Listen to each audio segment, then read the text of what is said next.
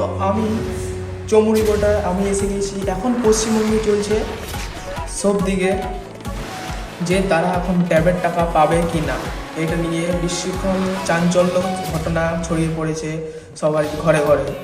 আসুন আমার সঙ্গে দেখে নেওয়া যাক লোকেদের ঘরে কেমন পরিস্থিতি, কেমন মনোভাব ছড়িয়ে রয়েছে। প্রায় 1 বছর হয়ে গেল, তাও পেলুম না 10। যদি ঢুকে যেত তাহলে ভালো।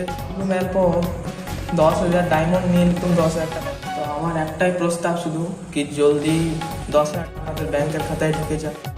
10,000টা জলদি ব্যাংকের খাতায় ঢুকে যায়। 10,000টা জলদি ব্যাংকের খাতায় ঢুকে গেলেই ভালো।